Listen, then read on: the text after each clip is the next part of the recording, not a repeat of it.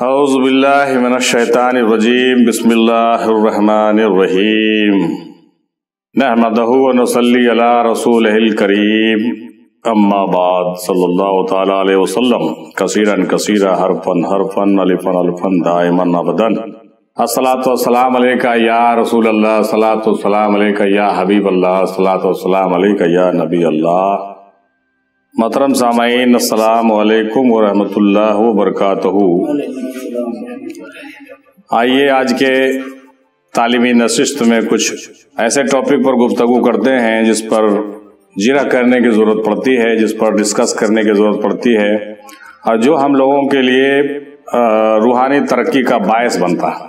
उसी सीरीज में daily educational series के सिलसिले में आइए आज शुरू करते हैं और बैठते हैं। आज का मौका जो है वो है रब्बीउल अव्वल के मुबारक महीने का मौके और उसकी बरकत, और दूसरा गुजर चुका मौला इमाम हसन अलैहिस्सलातु वस्सलाम की शहादत का दिन, नहायत ही अफसोसनाक दिन 28 सफ़र जो गुजर चुका, और आज रब्बीउल अव्वल का पहला तारीख़ है और पूरी महीना जो है बरकत वाला महीना है। आइए इस मौजू पर जो है गुफ्तगू करते हैं और शुरू करते हैं। बावाज़ बुलंद दुरूद पाक पढ़ लीजिए। अल्लाहुम्मा सल्ली अला सय्यदना मुहम्मद वस्सिलत अलैका व अलैहि वसल्लम।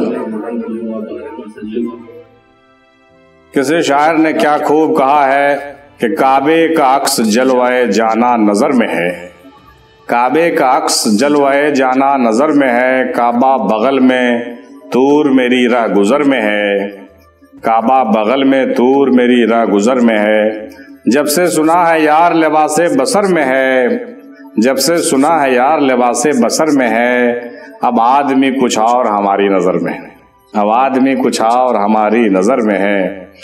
इसलिए इस शेर से ये पता चलता है कि चाहे जो भी आदमी हो उस आदमी की इज्जत होनी चाहिए, क्योंकि अब आदमी हमारे नजर में जो है कुछ और है। जब से हमने सुन लिया कि यार लिबासे बसर में है, जब से हमने सुन लिया कि अल्लाह का जलवा इसी आदम खाकी में है, इस खाकी वजूद में है, तो हर आदम कर रमना बनी आदमा, तमाम आदम की औलाद और सभी औलाद आदम जो है वो इज्जत और तकरीम के लायक है, चाहे वो जो भी हो। सिर्फ एक ही शर्त पर हम उसकी तकरीम नहीं करेंगे, उसकी जो यकीनन बिल्कुल बदकारी, मुनाफिकत और समाज के लिए बिल्कुल असामाजिक तत्व बन गया हो, जो नुकसानदेह हो दूसरे के लिए, वैसी सूरत में उससे परहेज करना है, वरना हर इंसान की इज्जत करना हम लोगों पर फर्ज है। ये जो है इस शेर से पता चलता है कि जब से सुना है यार लिबासे बसर में है, अब आदमी कुछ और हमारी नज़र में है। लिहाजा हर आदमी की इज्जत व तकरीम होनी चाहिए और यही तालीम तमाम बुजुर्गों का है। ठीक है, आगे बढ़ते हुए हजरत इमाम हसन अलैहिस्सलातु वस्सलाम फरमाते हैं कि बकील इंसान अपने रिश्तेदारों में जलील रहता है। जो शख्स लोगों की इज्जत व तकरीम नहीं करता, अपने पैसे को बचाता और चंद पैसों के लिए मेहमानों के साथ नवाजिश नहीं करता, तवाज़े नहीं करता, उसको बिठाना नहीं चाहता, उसको रखना नहीं चाहता, वो इंसान बकील है। चूँकि हज़रत हसन के शहादत का मौका, इसलिए ये कोट्स हम यहाँ पे नोट कर रहे हैं कि हज़रत इमाम हसन अलैहिस्सलातु वस्सलाम जो पंजतन पाक के 5 में एक हैं, बड़े भाई हैं, इमाम हुसैन के भी सरदार हैं। इमाम हुसैन जो करबला वाले हैं उनके भी सरपरस्त हैं, बड़े भाई हैं, उनके इमाम हैं, है ना। तो उनकी बात है ये कि बकील इंसान अपने रिश्तेदारों में जलील होता है। एक तो बखालत सबसे बुरी चीज़ है, बकील इंसान जन्नती नहीं हो सकता, ये हदीसों में आता है। इसलिए बकीली तो बिल्कुल गुनाह समझना चाहिए, बकीली से तौबा करनी चाहिए आदमी को। तो इमाम हसन फरमाते हैं कि वो तो ठीक है, दुनियावी दीनी मामलात में तो वो नुकसानदेह है ही है, रूहानी तरक्की उसकी बंद हो गई। जो बकील है रूहानी तरक्की उसकी डेवलप नहीं होगी। जान लीजिए, आप कितना भी बड़ा बड़ा दावा कर ले, चाहे जो कर ले वो, लेकिन बकील इंसान जो है उसकी रूहानी तरक्की ड्रॉप कर गई। जिसके अंदर बखल आ गया, रूहानियत खत्म हो गई उसके अंदर। रूहानियत का इर्तका होता है सखावत से, खर्च करने वाले से, खर्च करने की आदत डालनी चाहिए। तो हजरत इमाम हसन इसके जीता जागता उदाहरण है कि उनके यहाँ दस्तरखाने हसन मशहूर है, दस्तरखाने हसन मशहूर है। एक वक्त मुकर्ररा पर वो क्या करते थे, अपने पूरे इर्द गिर्द नवा के तमाम लोगों को बुला करके बिल्कुल कीमती खाना खिलाते थे। वैसा खाना, लजीज खाना जो नसीब नहीं लोगों को होता हो, वैसे होते हैं गरीब लोग बहुत से होते हैं जिसको बढ़िया गोश्त नहीं मिल रहा, बढ़िया कभी बिरयानी नहीं खाया, तो वैसे लोगों को चुन चुन करके बुलाते थे और दस्तरखान इमाम हसन सजाते थे। ये सखावत की दलील है मौला इमाम हसन की। आज जो आप कहते हैं ना, तो आपकी बात हमको बहुत अच्छी लगती है कि वो चीज़ मेहमान नवाजी हो, कभी कभी होना चाहिए। इंशाअल्लाह करेंगे हम लोग। क्या जी पैसा कहाँ जाना, कहाँ आना, कितना कमाना है, कहाँ लेके जाएंगे पैसे को? अगर पैसा आपके पास है तो भी और नहीं है तो भी क्या प्रॉब्लम है? सब मिलजुल करके भाई लोग दस्तरखान इमाम हसन सजाइए ना, लोगों को खिलाइए। हाँ, दावत दीजिए, सब गरीब गरीब लोगों को दावत दीजिए और सबको खिलाइए अल्लाह रसूल के वास्ते। इससे बेहतर और कोई इबादत नहीं कहा गया है। इसको, इस सखावत का दरिया इमाम हसन बहाते थे। ये जो दरिया है इमाम हसन की बहुत बड़ी माने आदतों में शुमार किया जाता है। अपने घर में खाने का नहीं है, नहीं खाते, अच्छा सूखी रोटी पे गुजारा, लेकिन लोगों को बुला बुला के बेहतरीन लजीज खाना खिलाते थे। कैसी बड़ी बात है, जरा सोच के देखिए।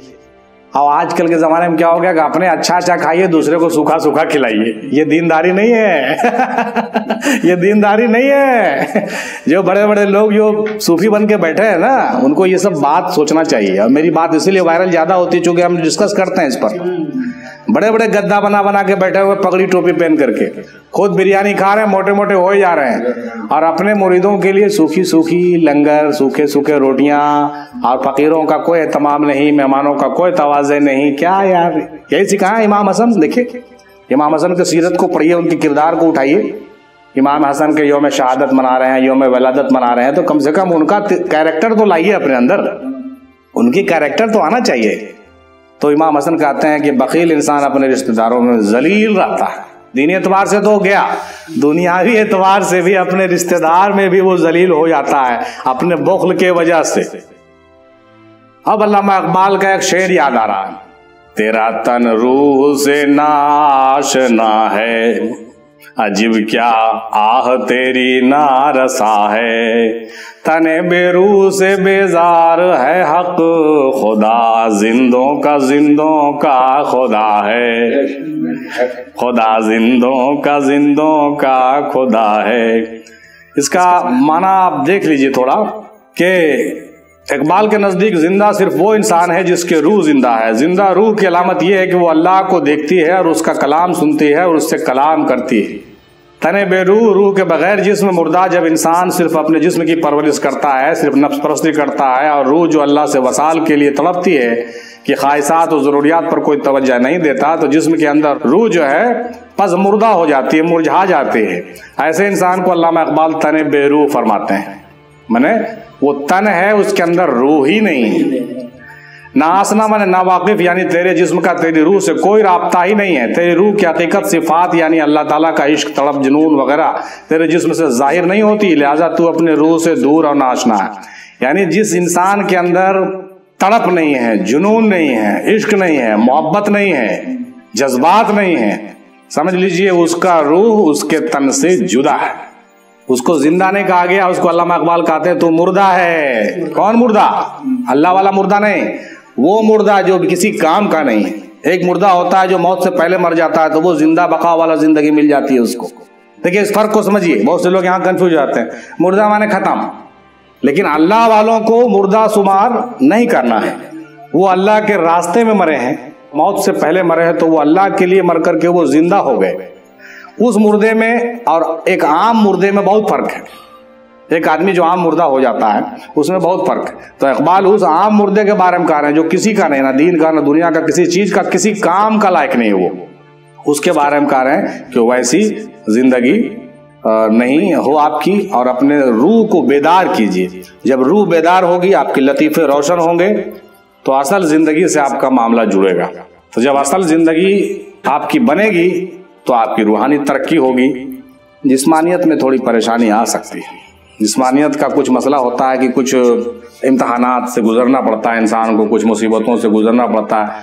तो वो मुसीबत क्या होता है, अल्लामा इकबाल कहते हैं कि वो मुसीबत जो आ रहा है जिंदगी में ना, वो आपके रूह के लिए फायदेमंद है। जिस्म में तकलीफ आ रही है तो रूह को फायदा है। जिस्म को आराम दीजिए, इतना नहीं कि रूह मुर्दा हो जाए, वो गलत है। रूह को बचाना है, ठीक है।